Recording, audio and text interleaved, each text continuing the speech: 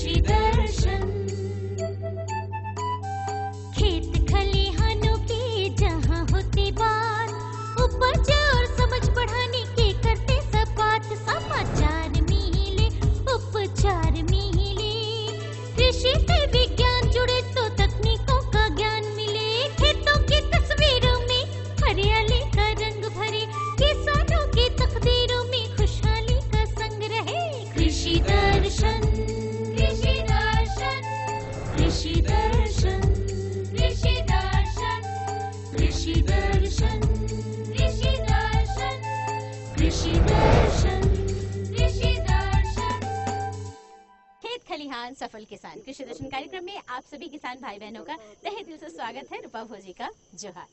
तो चलिए आपको लिए चलते हैं कृषि समाचार की ओर, जहां आपको मिलेगी कृषि से संबंधित ढेरों जानकारी। नमस्कार, कृषि समाचार में आपका स्वागत है। मैं हूं शशि। आइए देखते हैं आज कृषि समाचार में क्या है खास। झारखंड में बागवानी विकास के लिए चलाई जा रही है MIDH योजना। रामगढ़ में मछली बीजों की उत्तरजीविता के लिए प्रशिक्षण कार्यक्रम का आयोजन। बाजरा के बेहतर उत्पादन के लिए लगाएं उन्नत प्रभेद चेरी 2। अब समाचार विस्तार से। झारखंड में बागवानी विकास के कार्यों को बढ़ावा देने के लिए MIDH योजना के तहत राज्य के 17 जिलों में अनुदान पर कई सुविधाएं उपलब्ध कराई जाएंगी। इस योजना से लाभ लेने के लिए किसान, उद्यमी, सोसाइटी सहकारी समिति, कृषक समिति 30 सितंबर 2016 तक झारखंड राज्य बागवानी मिशन कृषि भवन परिसर, कांके रोड, रांची कार्यालय में अपना आवेदन पत्र जमा कर सकते हैं। रामगढ़ जिला मत्स्य विभाग की ओर से रामगढ़ के सभी प्रखंड के सभी पंचायत के मत्स्य पालकों के लिए प्रशिक्षण सह प्रत्यक्षण शिविर का आयोजन किया जा रहा है। प्रखंडवार तरीके से यह शिविर 7 सितंबर से 14 सितंबर तक चलेगा। इस प्रशिक्षण सह प्रत्यक्षण शिविर में मछली पालकों को तालाब, आहर, डोभा जैसे जल निकायों में मत्स्य बीज संचयन के बाद बीजों की उचित देखरेख के बारे में जानकारी दी जाएगी, ताकि मछली उत्पादन में वृद्धि हो सके।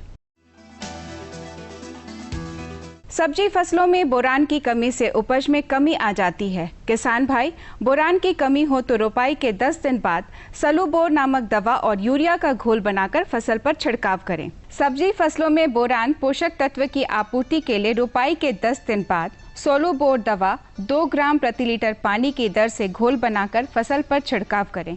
10 दिन के अंतराल पर दोबारा छिड़काव करें। किसान भाई अभी जो हमको ध्यान देना होगा कि बोरॉन और जिंक की बहुत ही ज़रूरी है। हमारे जितना भी आप सब्जी लगा रहे हैं तो आपने बोरॉन की जो कमी है उसको दूर करने के लिए आपको सलूबोर 20 ग्राम सलूबोर 20 लीटर पानी में, साथ ही साथ 100 ग्राम यूरिया का घोल बना के आपको 10 दिन के अंतराल में रोपाई के 10 दिन के बाद इसको आपको छिड़काव करना होगा। तब जाके ये हमारा जितना भी बोरॉन की कमी है ये दूर होगा।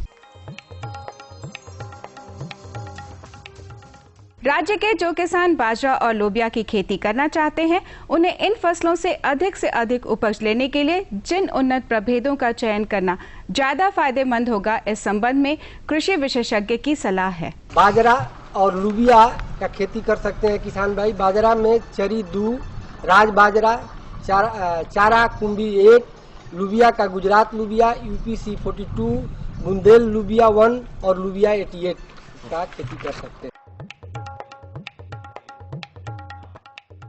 टेरेस्कोपिक प्रूनर एक ऐसा उपकरण है जिसकी सहायता से किसान आम, लीची जैसे वृक्षों की ऊपरी टहनियों को काटने छांटने का काम कर सकते हैं। इस उपकरण में लंबाई बढ़ाने की भी सुविधा है। इसकी लंबाई 10 से 12 फीट तक बढ़ाई जा सकती है। आइए आज जानते हैं सब्जी फसलों में लाल मकड़ी कीट के रोकथाम के लिए क्या करें। किसान भाई सब्जी फसलों में लाल मकड़ी कीट के रोकथाम के लिए डाइकोफॉल या इथियॉन नामक दवा की 18.5 मिलीलीटर मात्रा में नीम का साबुन या नीम का तेल मिलाकर घोल बनाएं और फसल पर छिड़काव करें। और अब एक नजर राज्य के 5 प्रमुख शहरों के मौसम के मिजाज पर। आज राज्य के 5 प्रमुख नगरों के अधिकतम और न्यूनतम तापमान कुछ इस प्रकार दर्ज किए गए। रांची का अधिकतम तापमान 26 डिग्री सेल्सियस और न्यूनतम 23 डिग्री सेल्सियस। जमशेदपुर का अधिकतम तापमान 30 डिग्री सेल्सियस और न्यूनतम 26 डिग्री सेल्सियस। मेदिनीनगर का अधिकतम तापमान 28 डिग्री सेल्सियस और न्यूनतम 24 डिग्री सेल्सियस। देवघर का अधिकतम तापमान 29 डिग्री सेल्सियस और न्यूनतम 25 डिग्री सेल्सियस। धनबाद का अधिकतम तापमान 30 डिग्री सेल्सियस और न्यूनतम 25 डिग्री सेल्सियस दर्ज किया गया।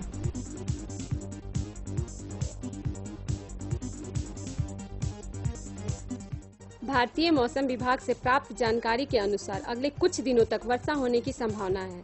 धान फसल को छोड़कर अन्य फसल एवं सब्जियों में जल निकास की अच्छी व्यवस्था बनाए रखें। कीटनाशी एवं फफूंदीनाशी दवा का छिड़काव फसल या सब्जियों में सावधानी पूर्वक साफ मौसम देखते हुए करें।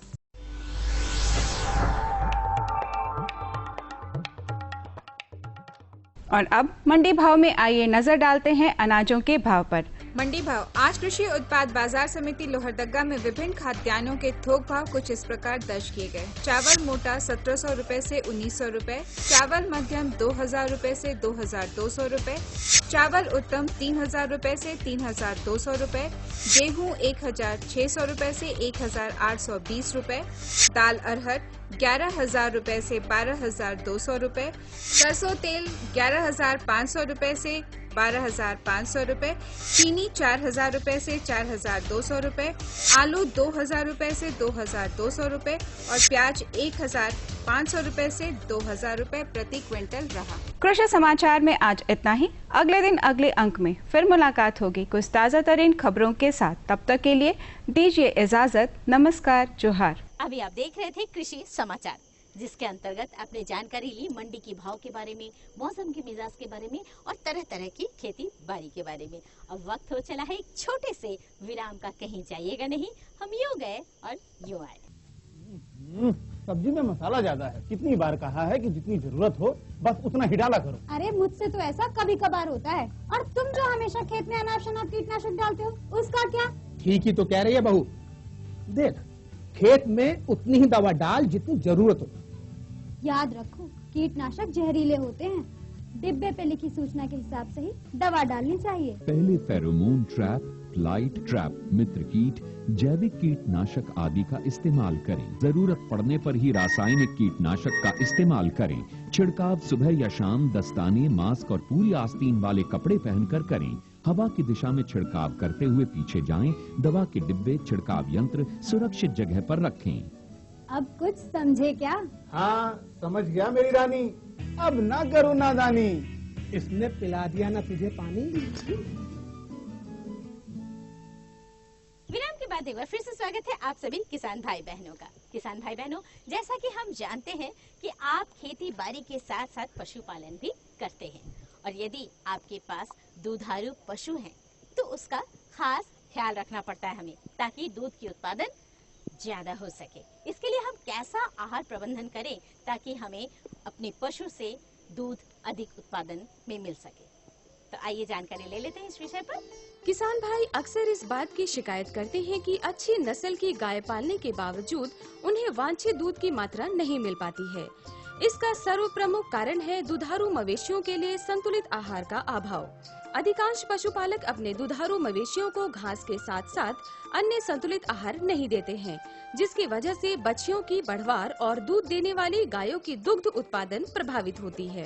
गाय की आहार सबसे बड़ी बात होता है। माना जाता है कि 100 में 70% दूध के लिए जिम्मेदार है आहार। तो आहार अगर संतुलित नहीं हो तो दूध का उत्पादन बहुत ही घट जाता है। गांव में अक्सर दिख ही जाता है, फार्मर्स लोग घास दे तो घास ही देते रहे, उसमें संतुलित आहार नहीं होता है गाय का। तो उसमें सुषम खाद्य जो हम मिक्स्ड रेशन कहते हैं, ये सबसे जरूरी होता है। तो किसान भाइयों को पहले जो दिल में रखना पड़ेगा कि ज्यादा दूध का उत्पादन करें तो हमेशा उसमें मिक्स्ड रेशन मतलब घास पात के साथ दाना भी देना चाहिए। किसान भाई बरसात के समय घास की उपलब्धता के कारण अपने मवेशियों को घास खिलाते हैं, लेकिन अन्य मौसम में घास मवेशियों को नहीं मिल पाता है।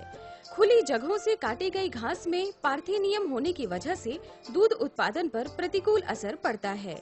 सालों भर गायों को घास उपलब्ध कराने के लिए किसान भाई मेड़, बंजर खेत अथवा अनुपयोगी जमीन में कोयम्बटूर 4, हाइब्रिड नेपियर जैसे प्रजातियों का घास लगा सकते हैं, जिनके लिए खास देखभाल की जरूरत भी नहीं होती है।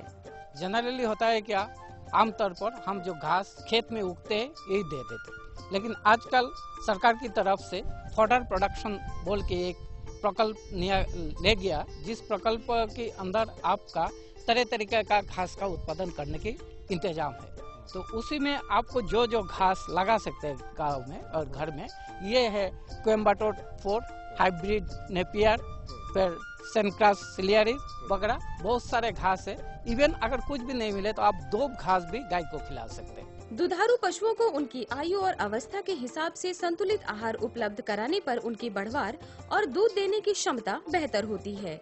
छोटी बछिया को दूध के अतिरिक्त कॉफ स्टार्टर देना चाहिए। गर्भवती गायों को मकई, मड़ुआ, ज्वार, बाजरा, गेहूं इत्यादि के दर्रे के साथ गेहूं का चोकर, खली, लवण मिश्रण इत्यादि देना चाहिए।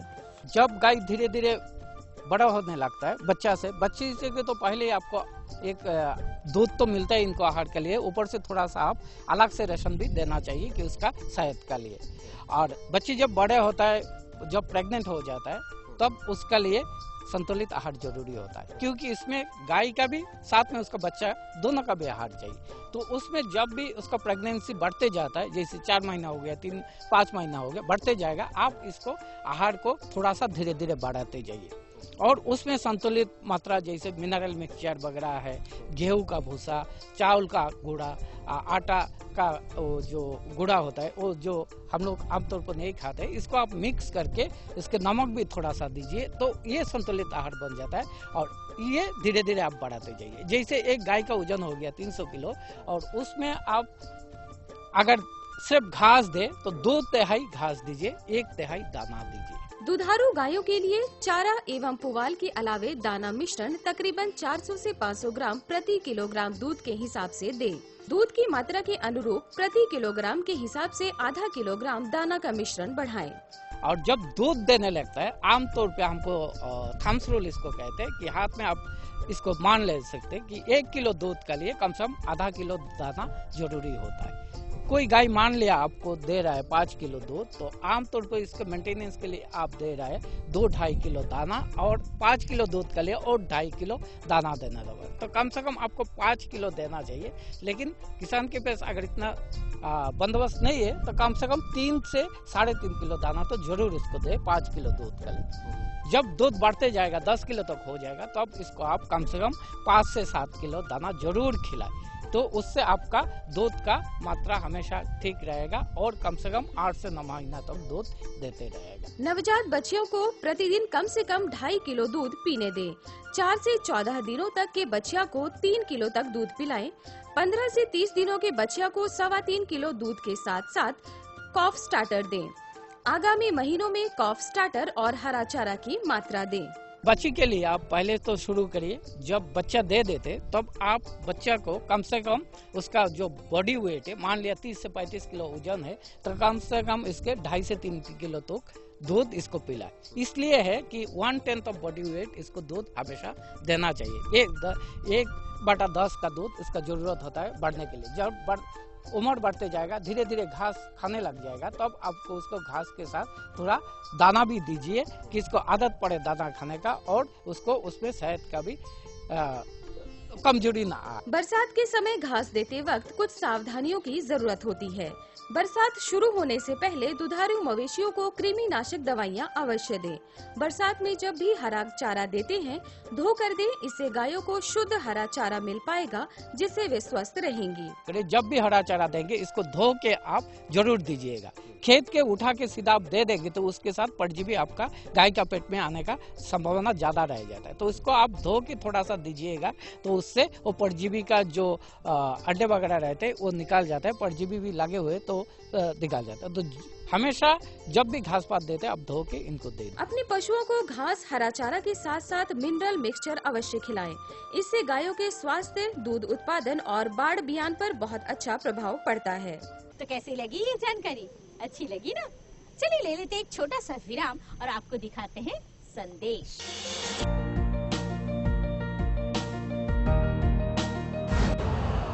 यूरिया का स्वदेशी उत्पादन 70 लाख टन बढ़ाने के लिए 6 उर्वरक संयंत्रों का उद्धार किया जा रहा है।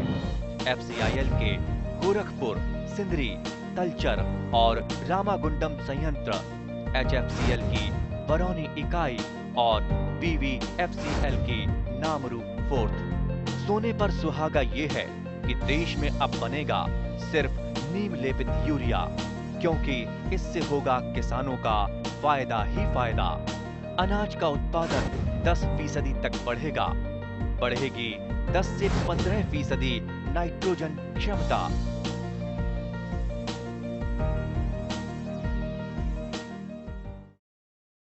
विराम के बाद एक बार फिर से स्वागत करते हैं आप सभी किसान भाई बहनों का। किसान भाई बहनों, हम सब जानते हैं कि हमारे झारखंड में मटर की खेती बृहद तरीके से होती है। तो आइए आज हम जानकारी लेते हैं मटर की उन्नत खेती और प्रभेद के चुनाव के बारे में। फटाफट ले लीजिए जानकारी। मटर लेग्यूमिनेसी कुल एक महत्वपूर्ण फलीदार सब्जी है, जिसकी खेती झारखंड में बड़े पैमाने पर की जाती है। किसान भाई सितंबर के दूसरे पखवाड़े से ही मटर की खेती कर सकते हैं। मध्यकालीन और पछेती मटर की बुआई मध्य अक्टूबर से अक्टूबर के अंतिम सप्ताह तक कर सकते हैं। झारखंड में मटर का जो खेती बहुत सफलतापूर्वक होती है, विशेष करके इस जाड़ा का मौसम में। तो इस समय किसान भाई जो अभी सितंबर का दूसरा पखवाड़ा से शुरू करके फिर पूरा अक्टूबर महीना में मटर का बुआई करते हैं। तो दो प्रकार का जो मटर होता है, एक अगेती मटर है और एक मध्यकालीन या पिछेती मटर का जो ग्रुप है उसका खेती अच्छा सफलतापूर्वक कर सकते हैं। तो जो अगेती खेती करना है उसके लिए अगले महीना मतलब सितंबर महीना का दूसरा पखवाड़ा में किसान भाई बुआई कर सकते हैं और उससे मैंने सितंबर के दूसरा पखवाड़ा से और अक्टूबर महीना का पहला पखवाड़ा में कर सकते हैं अगेती खेती के लिए। और फिर जो मध्यकालीन किस्म है उसकी बुआई अक्टूबर के दूसरा पखवाड़ा में कर सकते हैं। मटर की खेती के लिए हल्की बलुई दोमट मिट्टी से लेकर हल्की चिकनी मिट्टी उपयुक्त मानी जाती है। पहले 3-4 बार जुताई कर मिट्टी को अच्छी तरह से भुरभुरा बना लें। खेत में 200 से 250 क्विंटल सड़ी हुई गोबर की खाद, 30 से 40 क्विंटल केचुआ खाद मिलाएं। अम्लीय मिट्टी होने की अवस्था में 3 से 4 क्विंटल चूना खेत में डालें। बोरोन नामक सूक्ष्म पोषक तत्व की कमी होने की स्थिति में खेत में बोरेक्स डालें। किसान भाई जो खेती का तैयारी करेंगे, अच्छा 3-4 बार अच्छा तरह से जुताई करके मिट्टी का भुरभुरा करा लेना चाहिए। इससे पौधा का वृद्धि विकास अच्छी होती है और इसमें खाद एवं उर्वरक का भी प्रयोग करना चाहिए। और जब हम अंतिम जुताई के समय सड़ी हुई गोबर की खाद करीब 200 से 250 क्विंटल प्रति हेक्टेयर के दर से प्रयोग करते हैं, या जैसे केंचुआ खाद है 30 से 40 क्विंटल प्रति हेक्टेयर के दर से हम प्रयोग कर सकते हैं। और यहाँ का मिट्टी जो अम्लिक मिट्टी है उसको सुधारने के लिए करीब 3 से 4 क्विंटल चूना का भी हम प्रयोग करेंगे। और जैसे यहाँ का मिट्टी में जैसे बोरोन का कमी दिखाई देता है, जिससे फलियों में दाना का भरना अच्छा नहीं होता है, उसके लिए बोराक्स का भी प्रयोग कर सकते हैं किसान। रासायनिक उर्वरकों में यूरिया खेत में बुआई के वक्त 22 kilogram, single super phosphate 375 kilogram और म्यूरेट ऑफ पोटाश 66 किलोग्राम डालें। बुआई के 25 से 30 दिनों के बाद 22 किलोग्राम यूरिया का भुरकाव टॉप ड्रेसिंग के लिए करें। रासायनिक जो खाद है वो भी प्रयोग करेंगे जैविक खाद के साथ साथ, जैसे यूरिया 22 किलोग्राम है और सिंगल सुपर फॉस्फेट करीब 375 किलोग्राम है। और म्यूरेट ऑफ पोटाश 67 किलोग्राम प्रति हेक्टेयर की दर से बुआई से पहले हम प्रयोग करते हैं। और फिर करीब बुआई से 1 महीना बाद 25 से 30 दिन बाद जो हम निकाई गुड़ाई करते हैं उस समय भी फिर 22 किलोग्राम और यूरिया हम प्रयोग करते हैं टब ड्रेसिंग के रूप से। मटर की खेती क्यारियों में की जाती है। पंक्ति से पंक्ति की दूरी 1 फुट रखें, जबकि पौधे से पौधे की दूरी तकरीबन 10 सेंटीमीटर रखें। टपकन विधि से खेती करने वाले किसान 2 फीट का बेड बनाकर दोनों तरफ मटर की बुआई करें।